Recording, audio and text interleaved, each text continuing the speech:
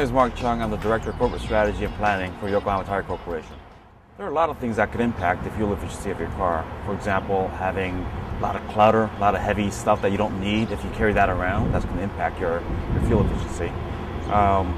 Another thing that could negatively impact your car is having your wheels misaligned, and also your tires underinflated. But there's something that most consumers don't know about, which is the tire's rolling resistance, and that contributes greatly toward the fuel efficiency of your car. The rolling resistance is a measurement of the friction of a tire that it generates as it rolls down the road. To visualize yourself riding a bicycle with severely underinflated tires and how much more energy it takes to propel yourself. Your typical low rolling resistance tire in the marketplace will have a good low rolling resistance number or value, but trade off on, for example, wet braking and wet handling, or even dry handling and dry braking. In the case of Yokohama, we minimize the trade-offs by using very novel technologies that are industry firsts.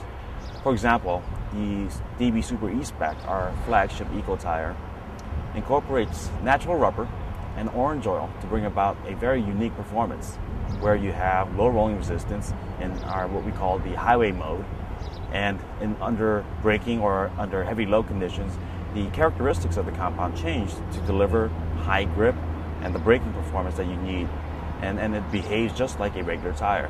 So really, to the consumer, it's like having an on-off switch without really thinking about how to drive or turning it on, turning it off. First thing they could do is to make sure the car is well and properly aligned. A car that's aligned will roll straighter and roll easier. The second thing they could do is to make sure that the tires are properly inflated.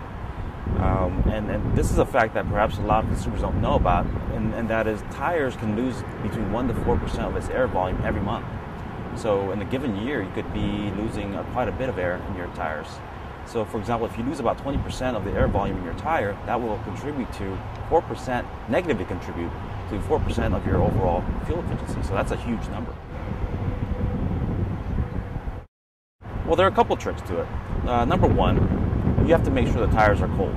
That means if you've been out driving around, make sure that your car's been sitting for about a good 3 to 4 hours, because the air pressure varies according to the temperature of the tire itself. I use something like this, something that you could buy at a local car part store for $1 or $2, and this gives you a very simple reading of where your tire pressure is at on a monthly basis.